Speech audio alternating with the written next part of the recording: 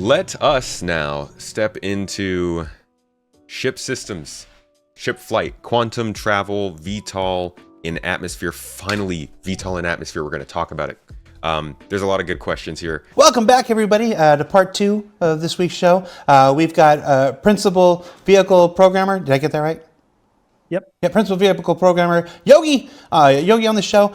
You might remember him from the Taking Flight presentation, along with Diego and Inez, who was just here, and Tony. We've got just Yogi on for us today. We are going to dive right in. We are going to go. We've only got 20 minutes of the show, but Yo, Colt, thank you so much for the sub. Appreciate last you. week's show ran into some technical problems, and we still haven't rescheduled for tours and everything. We're going to go into some extra innings on this week's. We think there's a lot of good questions here, and you guys certainly deserve it. Plus, it'll give you something to do while you're waiting for the website to come back up, because I understand that it's IAE Day 1 going on right now, and well, the website's going to website. So, Yogi, before we get started, I wanted to ask you, how was your presentation? How do you think it went? How was your experience at CitizenCon like? I didn't see too much from CitizenCon actually, because we were like, when we thought the build was working, the water wasn't working, and panic broke out.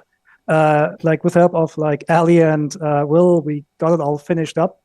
So it was okay, and then we had a really good Saturday night rehearsal. And then on the next day, the stick broke while the demo was on. It was stressful, but it was very fun. I love these times. This is literally like me and Mrs. Tomato struggle with this.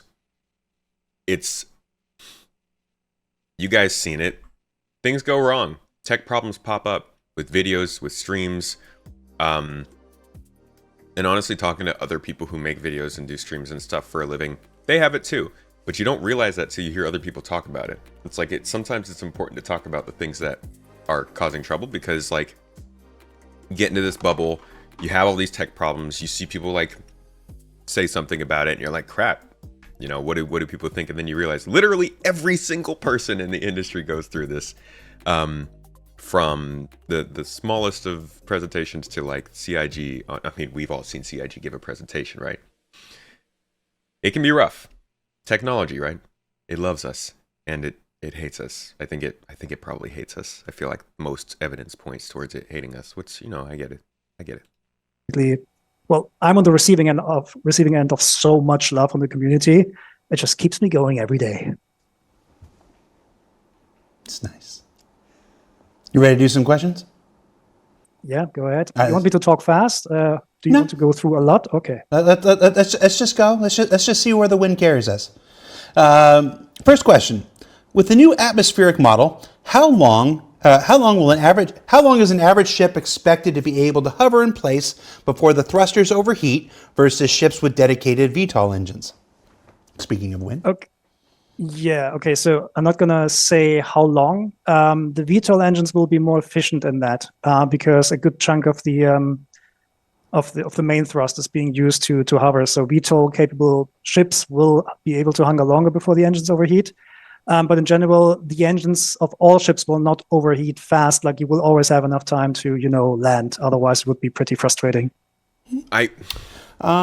Man, there's so much. This question, I'm bummed that I think it sounds like it's will we see? That's the end of the question. That question is so important to me. Because we don't. Just need a little tea. One of the biggest defining features of ships is VTOL flight. Like, if you look at the amount of ships in the game that have VTOL, it's pretty limited, which, yeah, it's fairly limited. I mean, it's definitely less than, like, I'd say it's probably less than a third of ships have VTOL capabilities, maybe around a third. So it feels like they should have something significant added to them for focusing on that. And atmospheric flight is just such a big sticking point for this game. The idea of thrusters overheating and all that kind of stuff, it's really important. I know he can't give a when or like a how long statement right now, but I'd love to have an idea of how particular they're going to be with it. Are we talking every ship can hover for 30 seconds, but VTOL ships, non-VTOL can't go much further after that? Are we talking, if you have a better cooler in your ship, then your engines don't overheat as fast. Like there's a lot for it, you know. I love that part of gameplay and atmospheric flight and hover and VTOL and all that stuff. After hover mode V1, we know that they need to do something pretty good for this, and they have talked about it a lot, but we still haven't seen it in any big way, and I'm surprised they didn't show it at CitizenCon. I hope we hear more about it soon, but it sounds like it's still something in the background for them. More co-pilot interactions that will assist the pilot. It depends what co-pilot actions are. If you think about like one person takes the stick and the other one the rudders or something like that, that not, because we usually only have one dominant seat that flies the ship. However, we're currently looking into, or will be looking into, changes into controller system soon, so that you can freely distribute what kind of weapon goes to what seat and all that. So you can basically distribute what item you want to control, and you can hand off. For example, in a Cutlass Black, you can hand off like the forward-facing gimbals to your co-pilot behind you, and they can use it then. So stuff like that, but not like mixing flight controls. That would be too hard to achieve. It's not like what was that Millennium Falcon ride it isn't, and where one person controls the pitch and the other person controls the yaw. Oh, that has strong network issues that I don't want to resolve. My understanding of co-pilots these days are they just make all the announcements to the rest of the passengers. Yeah. Oh. Or they do like checklists and whatever. I mean, you can still roleplay that if you want to. Maybe work into the resource management gameplay there. Yeah. Let's talk about master modes. We got a couple questions here about master modes. What is the current backlog of ships needing to be converted to master modes? A couple, 30, all? I think it's like all of them. Like, well, talk to me. The proper answer is all of them. I mean, I can't check how many. I think we kind of expected that, right? Flight controls we have, but we have like it's definitely in the triple digits. When we're gonna move the stuff over to the PU, we will not do it all in perfection at once. So we're probably gonna have like the speed tuning first. So basically limiting how fast the ships can go. And then we're gonna implement the actual handling changes of the ship archetypes, meaning like streamlining all the ships so that they feel similar, bespoke to the archetype that they're supposed to be in. And then we're going to go to the individual differences. So this will be like a multiple tier thing, which basically will take some time. I don't know how long that will take. I mean, this will be on Rich Towler's team, so he can probably give you a better when answer. But it will come in multiple stages. Yeah, okay. This is like engineering levels of ship change. Engineering is something that we have been watching them work on for, I think, 2.5, 3 years now. And I think master modes will be similar and will be implemented over time, for sure. Been here about master modes how long now? 1 to 2 years? We learned about it last year at CitizenCon.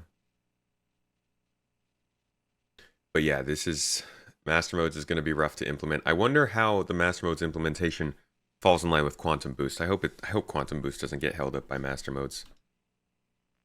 It's one of those things where we invite people to always look at the public roadmap. That's your best indicator about when anything is going to come to a particular patch and whatnot. Following up on that, how much testing has been done on industrial haulers, miners, and other non-combat ships when it comes to master modes?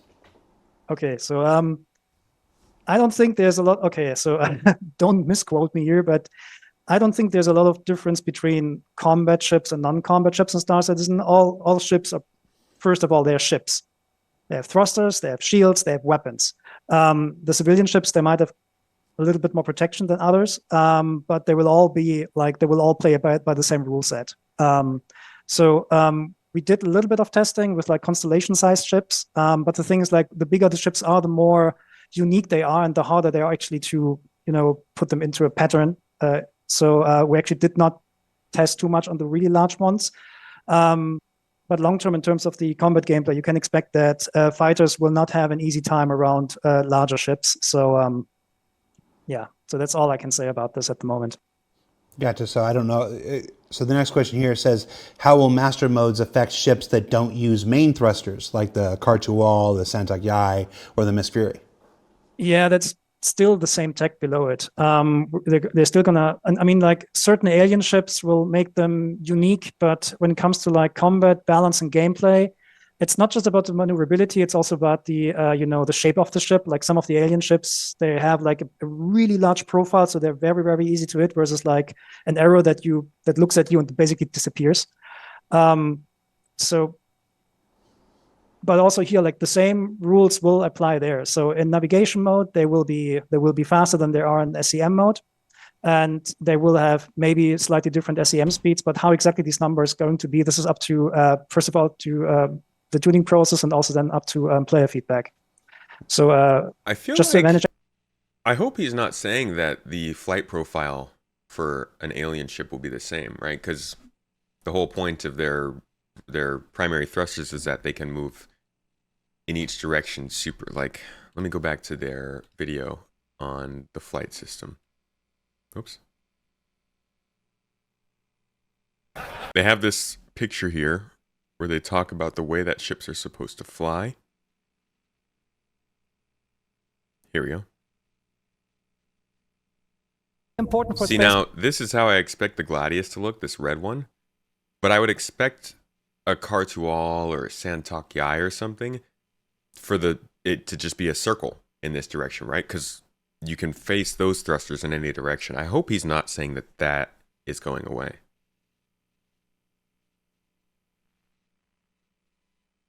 Also, the idea that like every ship is the same and master modes will affect them all the same. I get where he's coming from because all ships are the same and you can use them all for anything, but some ships are definitely more focused on combat. And, you know, in my C1, I'm definitely not going to have the same sort of backup as I do on an A1 with a turret. So I get where the question's coming from, but I need to try it in person, in actual game, to understand if master modes isn't going to work. I don't see why it wouldn't work for non-combat players, but I need to try it, test it out. Expectations will not get this right in the first on the first try, right? This will take some iterations to get right. So it sounds like a lot of the master modes work thus far is to single seat ships or individual craft. You said we've tried as big as a constellation. Have you thought about how master modes are going to affect ships even larger than that? Hammerheads up to like Polarises. Are master modes? Yeah. What do you got for us? Is this? They will also still have the same. They will have the same rule set still, right? Like when they're in navigation mode, their shields will collapse, their weapons will be off. It's for them, it's more like if they want to escape from a fight, it's more about like how long they take up to spool up the drive and to align themselves and to get out of there, right? And how long they're gonna be vulnerable. But at the moment in the PU, the larger ships, they're very, very vulnerable. That's not the intention in the long term. So like as an example, if you fly a Hammerhead and you're getting attacked by 6 fighters or something like that, in a Hammerhead you shouldn't worry about too much unless that group of players or attackers is coming at you with very specialized equipment to take down large ships. That's the moment when you need to worry. So, I mean, the rule set in general about how larger ships benefit or not benefit from master mode, there's not that much depth in there. It's mostly to make sure that combat stays close to each other, and that we're getting exciting combat environments. So that was a little bit of a hint at capital ship gameplay, huh? I want to follow up on that Hammerhead thing. You're not talking about the game as it is today. You're talking about where you want it to go. Yes. It's obviously we have a huge international community and stuff. English is not always the first language. Some people could only just be half listening. I want to make sure we clear out. We're not talking about how it is now. We know how it is now. Everybody knows how it is now. Yeah. We're very aware of the issues. The work of the Taking Flight presentation, the work of Yogi's team, the work of Master Modes and stuff is about where we're going with this stuff. And obviously, like I said, and it's not just your team's work. It's Torsten's resource management system. It's the Maelstrom with the physicalized damage system. It's all these things come into play with increasing the time to kill and and changing the ultimate experience of flying a Hammerhead from what it is today to what we want it to be tomorrow. So, Yeah, it's going to be speaking stupidly of, hard to balance. things that The balance will never end with this system. armor. When armor is implemented, is there an intent for armor to prevent all damage below a certain threshold, alpha damage reduction, or will it serve more like Did we not just talk about this? percent reduction or even something else? So we don't have the armor system yet, but the long-term design We know that. or direction that we got is that if you basically come with a ship with anti-fighter weapons against a large ship and you shoot at it with like anti-fighter weapons, the big ships won't care. It's similar like when you take a pistol and tank and shoot against a tank or something like that. The tank doesn't care, right? So we'll have similar situations there. So what exactly these numbers are, whether they're going to be, if there's going to be a threshold or if it's just calculated based on the physical properties, I can't answer at the moment because we're still waiting for the system. We don't even have any idea yet how exactly to tune it. This will come up all when we have the first implementation from the physics guys, and then we can look into that. Let's change. Surprised gears. armor is not complete considering Squadron 42 is feature complete. I'm assuming that they'll have the armor system complete for the ships that need it. Maelstrom damage system works with the Gladius already, so that's probably their standard. And then, apply it to the combat ships in that game. But, yeah, you would think that it would be at least feature complete. Maybe they won't have that system in Squadron. Maybe it's not really as necessary. I don't know. The turret gunner's experience. Any plan to make turret gunner's experience more desirable? For example, people love to gun on the Scorpius or Hurricane, but not so much in a Vanguard, Cutlass, Super Hornet, etc. What you got? Anything? So right now I'm actually working on the gunnery experience for the turrets. You've seen the precision targeting. Sorry, I need to think about names here because we called it ADS in the past, but it's called the precision targeting system on ships now. That doesn't work by itself on turrets because in turrets you're the gimbal itself that kind of leads the shots, right?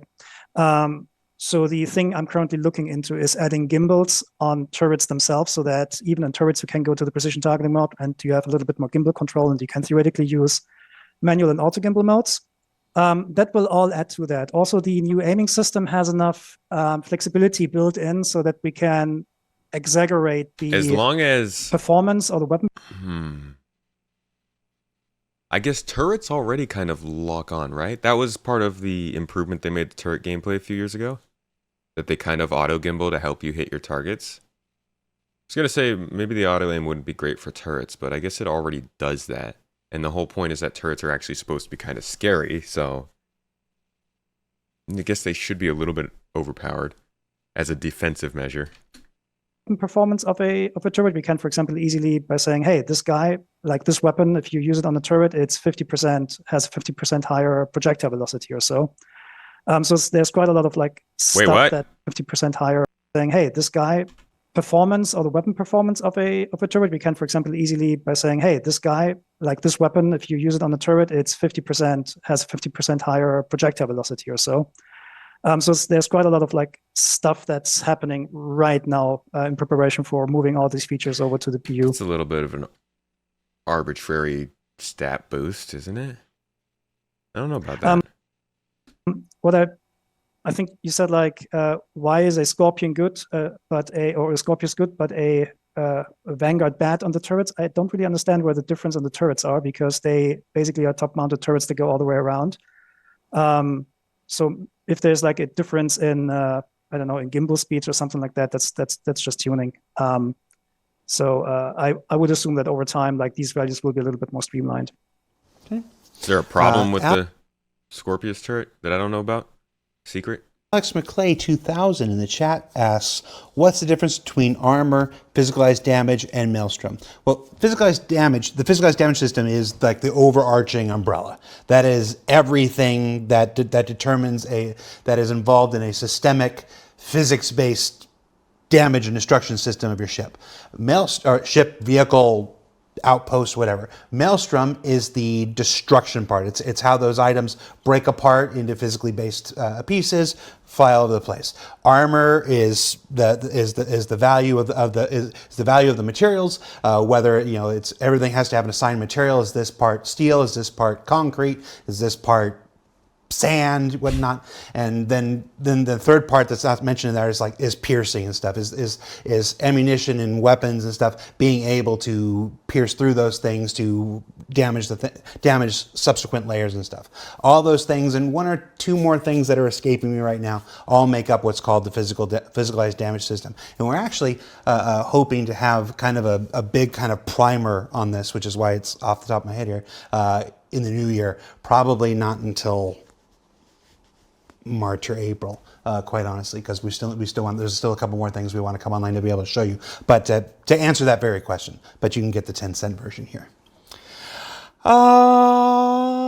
Will QEDs block a ship from switching into nav mode? Switching into nav mode, no, but it will block the positive effects from being in nav mode. So if you are on a QED device, you will not enjoy nav mode speeds, but you will enjoy the lack of shields.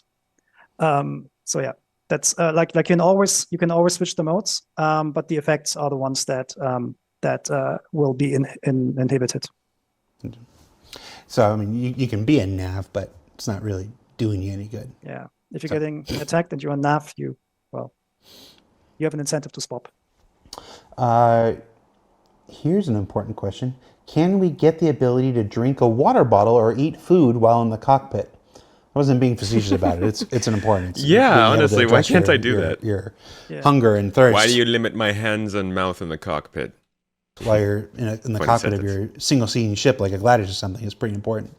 What can you tell us? Isn't it an Inesh question? I don't know. Sorry. I mean, Inez, if you play games, like stay hydrated, that's important, right? So drink your water. Speaking of which. All right, I'll see if I can. I'll see if I can follow up with Inez and get the answer. I'm sorry, I really don't know. All right, then we'll go back to atmospheric flight. No, we already touched on that one. How are ships without wings or large VTOL engines, such as the MSR, expected to handle an atmosphere, if at all? Oh, you mean the Caterpillar. ships that have the aerodynamic profile of a brick? Yeah. They will still fly. How the heck is a caterpillar? We haven't completely discussed how well they will fly, but similar to the current aerodynamics model, like it would be I mean, we've discussed it, right? No, but we sit here and discuss nonsense all day, so I get that. Fair to lock out complete ships out of that experience and basically make it super, super realistic. It would also be very punishing if somebody buys an Aurora. I mean, Aurora is like the shape of a brick, right? So it doesn't have any lift at all.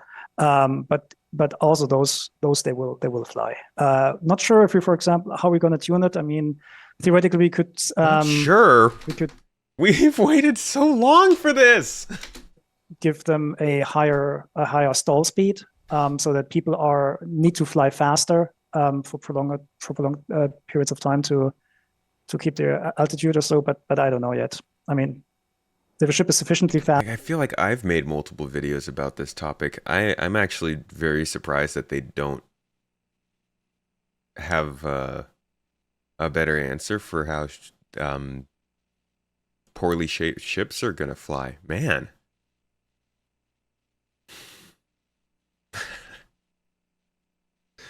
Fast, it will always fly. But ultimately, also here it counts that the play experience is important, even if you have an aerodynamic ship. But like ships with like proper wings, that would probably just be a little bit better. Not that much better though. I need those little fans that are in the winglets of the Aurora to work. Oh yeah. I need those to actually do something. I've seen this amazing picture by some backer, which was basically like parts of the Aurora like popping out and becoming wings. I really love that. But I'm not sure if the ship team is up for it. Combat Aurora. I'm not talking about hacked fan art. I'm talking about the wings have these little circular fans in them, just like the Connie does. The Connie has these as well, or like I saw them at some point. Yeah, but do they really do anything? Are they, with control surfaces, they're going to help? They're going to. well, well, these look like more like hover things, not like control. But Like control surface mode is for like control surfaces. They only are active when you're actually fast. I mean, there's fins. Little wings. Yeah, they're kind of fin shaped. It's a torpedo. Take that offline. All right. Quantum boosting has a lot of I think potential. there's a balance. I think there's a balance to be had with atmospheric flight, and it makes complete sense, right? We have maneuvering thrusters. Obviously, those can assist flight. The whole point, and this is what I don't get, the whole point he just talked about this was that at some point your maneuvering thrusters are doing too much work, and that heat makes it harder for you to stay in the air. So you don't necessarily drop out of the sky, but your ship starts to take damage and wear. I don't know where like the disconnect is, but they've talked about this. And even in this conversation, they've kind of mentioned it. But when it comes to larger ships flying in atmosphere, there's still not really any sort of design behind how that gets applied to them. It's weird. For fun exploration and travel, but the shake seems very intense. Are there already talking about quantum boost, by the way? For fun exploration and travel, but the shake seems very intense. Are there already conversations internally around reducing the amount of camera shake, or will there be an option in the menu to reduce this? Yeah. So in general, when you see something on a demo like we did, or the thing that I started doing when I'm creating any kind of material for demos, I'm exaggerating the effects, because it's always easier to starting small and then getting like the max strength feel right, and then have somebody come in and like tweak it down than the other way around. For example, other effects like the zoom when you do a G-force boost or something like that. Somebody just turned it off, although we had this in for ages. So that's why. So that's like the bottom line. Like these effects are really strong. And for quantum boosting, I don't think we actually did a shake pass. I mean, I think it might be maybe we did a shake pass, but in general, it's likely that it is too strong and that we will dial it down. There's this other question about whether you should be able to turn it off or not. In Squadron 42, yes, you can basically turn this all off. In the PU, there's this discussion whether or not that should be possible or not, because once you disable things like G-force effects or things like camera shake and so on, you also have a much more stable aiming right. An aiming image in front of you, right? So we need to discuss that. I'm not sure if other PvP games like COD or so actually allow you to turn off camera shake. I think this needs to be discussed internally. So I cannot definitely say, yes, we can all turn it off. I don't know that. That's not up to me. That's a director level decision. Okay. And of course, when you talk about is what that person was asking the question about, referring to, saying there was too much shake. Let me give you a look at what the quantum travel looks like here. This is what they're referring to. Sorry. Thank you. Okay, so what Brent is currently showing here is, I think I forgot to mention. So actually that wasn't even that much, to be honest. There's a little bit of shake in there that somebody might want to turn off, but... Thank you. Okay, so what Brent is currently showing here. It seems honestly like the shake is mostly related to like how good you are at staying in the bubble. Like if you look at this first version of quantum travel they do, you can see that he starts shaking a ton because he's kind of like off aim.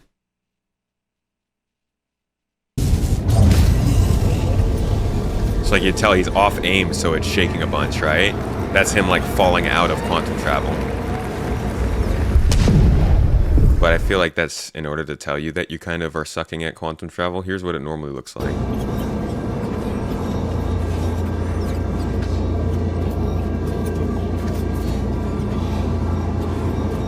Was it the shaking during boosting they were mentioning? Am I dummy? They were talking about SCM boosting the whole time. I thought they were talking about quantum boosting. That makes more sense. The SCM boost shake was a lot. Quantum boosting. No, he's talking about quantum boosting. Has a lot of potential for fun exploration and travel, but the shake seems very intense. Yeah, no, they're talking about quantum boosting. I get the shake with the SCM boosting. I agree with you guys there, but I don't know why the quantum boosting was something to call out. Either way. It might have had a camera shake pass and stuff. It could have a shake pass by somebody who can ride 15 roller coasters. Yeah, that'd be an accessibility option kind of thing. Meanwhile, my poor self can't do 2 minutes of VR without wanting to throw up. So it's like camera passes. Review passes are. I get it. I mean, like one of the most fun things that I did to Bayer at some point was let him test the camera system, like the first pass of the GeForce systems, and he really got sick from that because he really can't. He's getting really motion sick. Yeah, that is totally a thing to consider. Motion sickness is a thing, so like there shouldn't be too much mandatory shake. But the smallest, littlest bit I think is nice for immersion. Well, I'm sad for him. So I get it. Like there's an accessibility issue, but I cannot give like definitive answers there. But the issue is known, and we'll talk about this in time before we move it over. And honestly, if you did, I wouldn't believe you anyway right now. It's too early in the thing. There's still too much development to go between here and there. Yeah. So anything can change. You know what they say? The only constant in game development is change. Will there be an option for a higher level of zoom in precision targeting mode for artillery ships like the Ares Ion and Perseus? It's an interesting question. I mean, I'm not sure. We'll see. So what the gameplay is not about, we don't have sniper gameplay or something like that, right? Like if you fire from like 8 clicks with an Inferno or with an Ion against a target, this is not sniper gameplay because the bullet will be traveling for quite a couple of seconds before it goes there. So this doesn't really work. So I don't think having a super strong zoom actually helps. The other problem with zoom is that if you have like a very tiny, like a zoom basically reduces the field of view to just a couple of degrees, right? Once you get down to like, I don't know, 10 degrees or something like that, you have the problem that the background might look really, really bad, like because then things like background texture resolutions come very much into play. Also, having such a strong zoom doesn't really add a lot. So, but also that the extra zoom strength are up for discussions. We'll probably just ship it out with the first revision. We might even have it too on different operator modes, where different operator modes have different kind of zoom strength. We might even change it based on the weapons. I don't know yet. So there is the potential, but there's not like I cannot just flat out say yes, we'll do it. This is would not be. No, Yogi, do it. Just flat out say yes. It's a bit throw yourself under the bus. A bit of an FPS trope. I'm not saying it can't apply to spaceships. Just there's so many other things to do. Yeah. With the new changes in the atmospheric flight system, will some ships like the M50 or the Origin series, I guess the 100, the 100, at the M50 or the Origin 100 series land like airplanes instead of with VTOL?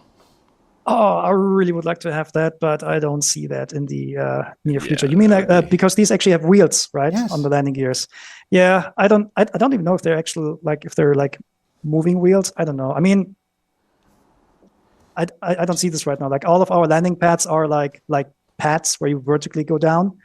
I haven't seen any runways. Like I would love runways, but I don't see that in the near future. That would be so strange. Not gonna lie. It's fun, but it'd be weird to be landing on a runway.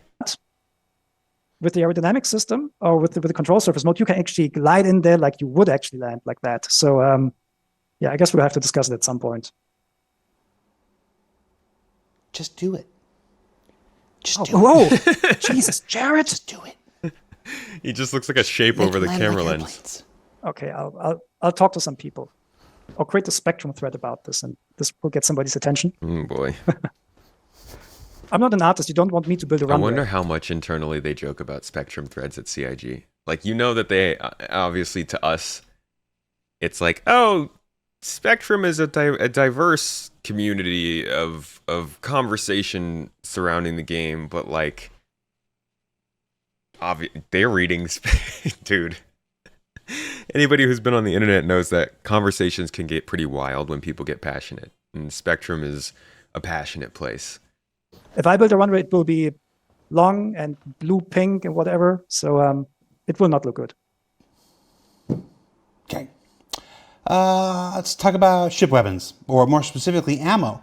Will ammo Ooh. for ship weapons ever be decoupled from the weapon itself? Oh Right my God, I love these questions. now, ammo is basically inside the gun. Don't disappoint me. Ammo storage that varies by ship archetype and carrying extra crates of shells aboard larger ships be a thing we could expect to see. We talked about this internally quite often because, from a balance point of view, this is also what I would like to see. Basically, sacrificing hard points for bigger ammo storage or something like that. At the moment, we do not know how to properly do it. We had some talks with with Thorsten and the Resource Network people about how to do that, having ammo belts and so on. That could theoretically do that, but at the moment, we don't have a proper plan for that yet. Long term, we absolutely would like to have that because it also allows, like, logistical mechanics behind that where you can just serve as an ammo bearer for somebody else and so on. So nothing concrete yet, but in terms of like balancing, I feel like I'm back in 2019 sometimes. it actually hurts us because sometimes our weapons are mounted on different types, and if I have a size 3 ballistic repeater on a medium fighter versus on a heavy fighter, I think on the heavy fighter it should have more ammo, right? Because it's just chunkier and bigger. And at the moment we cannot do this. So this is actually an annoying problem for us as well. Bloss, he's not saying there's no ammo reload. He's saying, will it be separated boxes and stuff? We still have, there are still ships like the Vulcan. What's the other one I'm thinking about and stuff and stuff like this? And there's still it's talking about just complete separation of every single ammo type from every single weapon. And he's saying he wants to do it. He's just saying there's no active in progress thing for it. At the moment we can't do it. I'm not sure if we actually had like different ammo types for the same weapon, because usually we're balancing our weapons with a specific ammo type. But I mean, this can also change. I mean, at the moment there are bigger fish to fry first, but. Why am I looking at me when Yogi's talking? There you go. Dang, guys, the Vulcan is so far away. Oh, God, I hate going year after year and like we're getting industrial gameplay. Salvage is coming along. Mining is in a good place. Refining is being worked on. Engineering, cargo hauling, all these things are being worked on. And then you get to these things where like you're like, okay, how about reloading? Like, sure, it's not being worked on, but I'm guessing it's the design point has been made and all that. And then you hear in there they're just like, yeah, we don't know how that's gonna work yet. And you're like, gosh, popping my balloon. We'll have to wait and see. There are more people moving into Star Citizen from Squadron, so let's see what happens in 2024 in terms of how their development increases and what we start to hear about other features. Because if they start to talk about these other features more often, then it would be a noticeable change from before. But as of right now, this is a lot of what we heard before. Not about everything, but still about some things. I'm just telling you, as you were talking, I was looking at my dumb face. I'm like, why am I seeing my dumb face when Yogi's talking? I always see my dumb face when I start talking, because then my Zoom preview call swaps up to the other one, so I see me twice, just one time delayed. I would rather look at you into the face. Yeah. No. All right. Let's see. What other big ones? I mean, we're in OT right now, so let's see if we can make sure we get some big ones while we got you here. Okay. Why the choice to go towards space drag style SCM combat? One of the unique elements that Star Citizen had was the full 6 degree of freedom speed limit, with acceleration being the defining difference between ships. Did we drop 6 degrees of freedom? Did I miss a memo? No, we did not drop 6 degrees of freedom. We just, so, I mean, it was always, I mean, ideologically or theoretically, you could say, yeah, we clamped down a lot of the stuff, but the flight model in Star Citizen always had a speed limit, and we're still having the speed limit. We just made it lower. And with the boost space, where the draggy stuff comes from, we made it a little bit more dynamic. The thing is that we actually tested what fun combat engagement speeds are. So I think like 18 months ago, I did like a blind test. So I invited like people from PET and from the VGPU team, and just had them play PvP scenarios in Arena Commander, but I turned off the acceleration like the G meters and the speed meter. So they didn't know how much they accelerated, and they didn't know how fast they were going. And guess what kind of speeds they liked most? No, that's good. That makes sense. 120 meters per second. Yeah. And I thought that was too low. That's so, slow.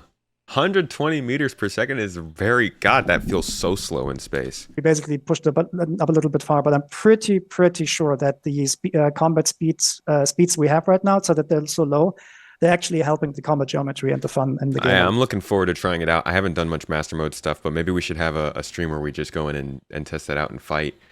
Speeds we have right now, so that they're so low, they're actually helping the combat geometry and the fun in the game a lot. Carpe Gian in the chat is asking why Jared is so snarky today. Now I know what my mom's Twitch account is. Hi, Mom. And then the chat is like, today? Just, as time goes on, I become more and more me. Sorry, everybody. Let's talk about we've talked a few times about flight surfaces and control surfaces and what happens if you don't have wings. But let's flip that here for this next question. Flight surfaces would obviously not function in all planets, as ailerons and rudders that work on Earth do not work on Mars and Venus, for example. So how will a ship's Earth Atmo-like flight control surfaces fare in other atmospheres like high density or low density worlds? I mean, high density is good for aerodynamics, because then the rudders get much more, or your control surfaces get much more authority. Low density is basically the same case when you come in down to a planet. And the air in this case is so thin that you actually cannot turn your ship. So in this case, the thrust is actually helping you out. The current control surface model actually has this transition period between 0 and 0.2 bar, or atmospheres, sorry. I think it's the same, whatever. I'm not a physics guy. The input or the acceleration output from the control surfaces and your thrusters are actually mixed, and they're being shrunken down the closer and more denser the atmosphere is. So when the atmosphere is dense enough, then the control surface fully take over. Until then, the thrusters still rotate you and so on. So there's this transition period, so it should work out of the box. If you go to a moon with like no atmosphere, it's your thrusters that are doing the work, not your control surfaces. So this is going to be incredible to balance as well, because a denser atmosphere means that yes, your rudders and control surfaces make more of a difference, but also you are going to be pushing through a thicker fluid, which means more stress on your thrusters and more fuel usage.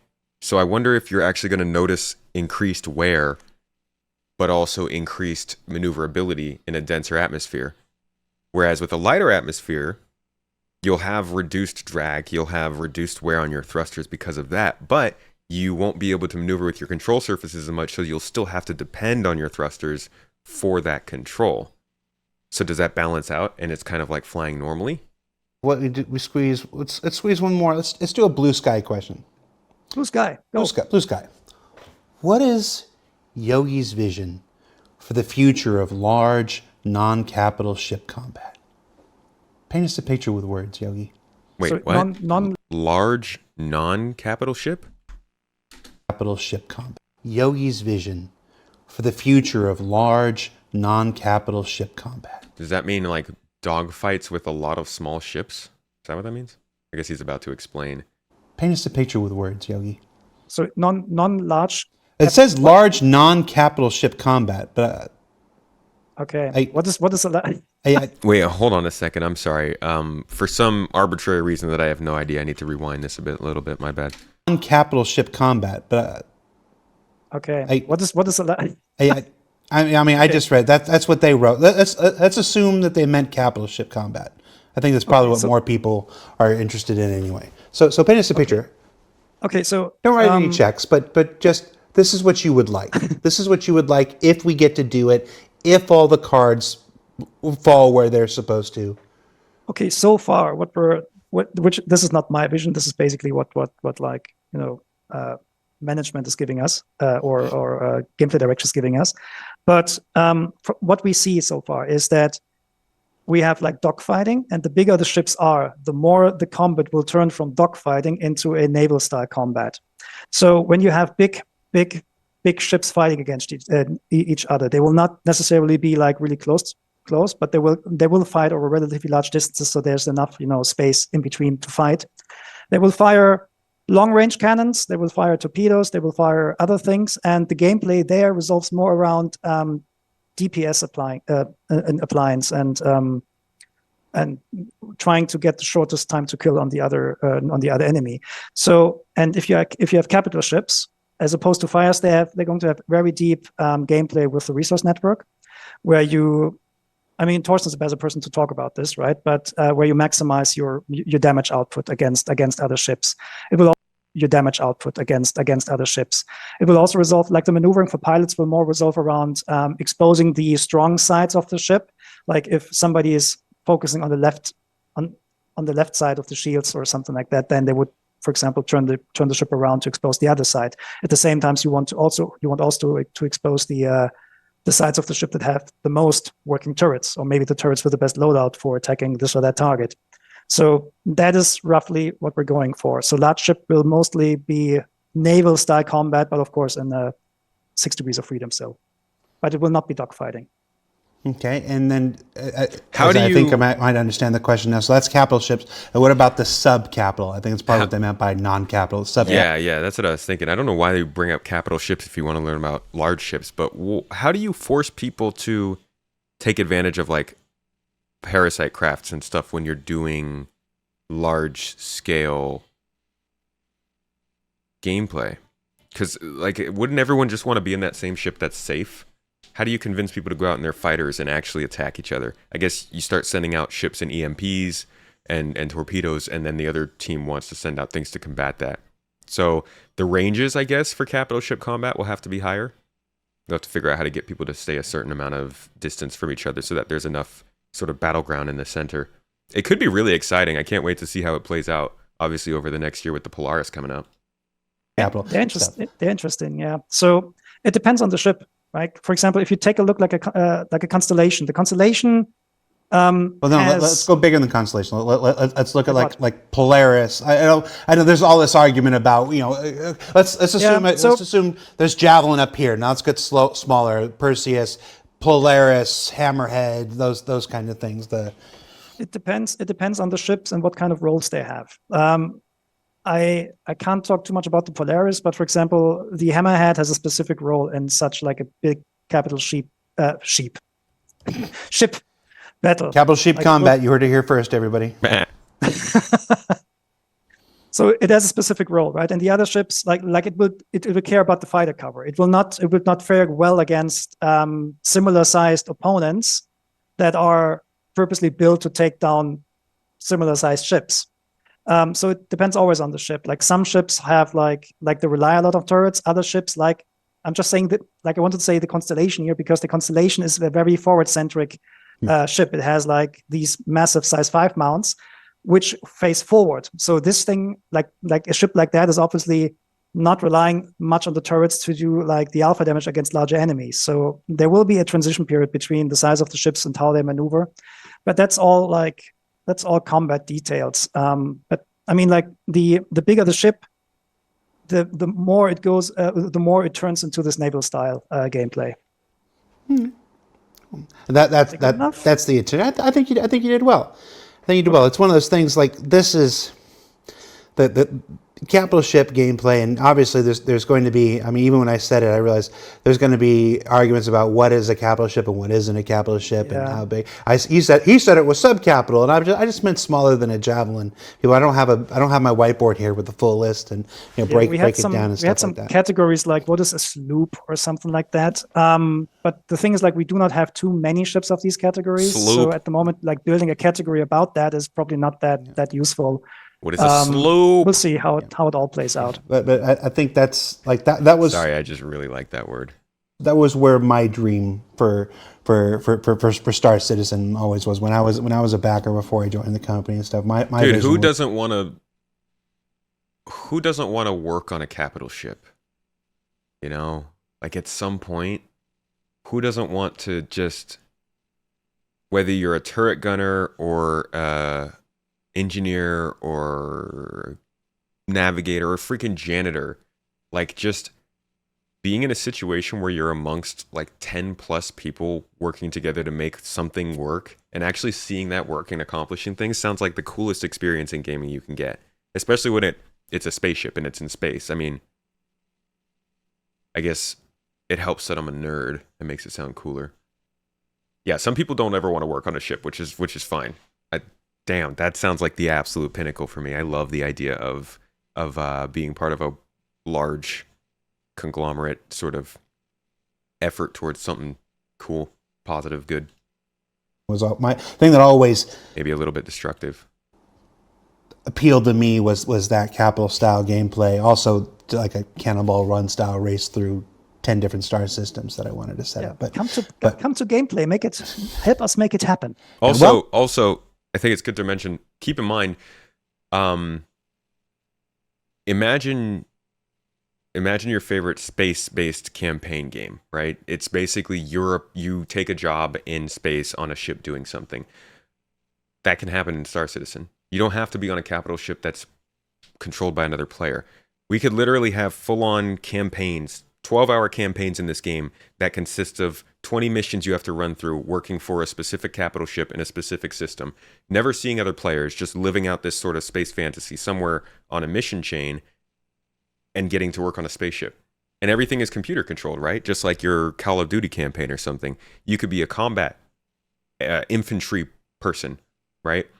You don't have to go and take a bunch of missions from bunkers and microtech. You could just hop on a Javelin and work in a detachment with a bunch of NPCs and go take missions every once in a while. I'm not saying that's exactly how it's going to be, but those are the possibilities they're building. It doesn't have to just be a PvP scenario when you're talking about capital ship gameplay. And I think that kind of thing.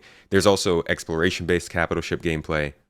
There are repair-based capital ship gameplay stuff. All of those things will have applications, so it's not just shooting at each other, which I think is the real sort of nice part about Star Citizen. So it's not just combat. Well, I mean, it's we're getting there as all these fundamentals go in. There's we're gonna have to stop. We're gonna have to shit or get off the pot here eventually. Doesn't do it. So cool. Just being real. I mean, it's got to happen. So yeah, it will happen. Yogi. Yeah. Thank you for hanging out. So that's it. The flight system stuff. What we've seen is what we get, right? What we've seen is kind of what we know they're working on. If they didn't show it, repair, rearming, details about capital ship flight and stuff, then they don't have it. And I always let myself fall into the trap of forgetting that. But if they're not explicitly talking about something, assume that they're not working on it. And that is the case here. There's still plenty of stuff that needs to be worked on for flight that we're obviously not going to get in the next year. So we'll see how it progresses and what's the priority for them. I do think they're making some great progress on some of these areas. But I do worry about whether or not those areas are going to carry the gameplay they need. Like if Quantum Boost is going to actually bring in exploration gameplay on that scale, with the whole data points and the maps. So we'll see. We're going to have to, it's going to be a slow sort of realization, I think, once again. We'll have to get some monthly reports, see some Inside Star Citizens, hopefully another Star Citizen Live early next year. But the current outlook on all these things is, I would guess, not Q1 next year for any of this stuff.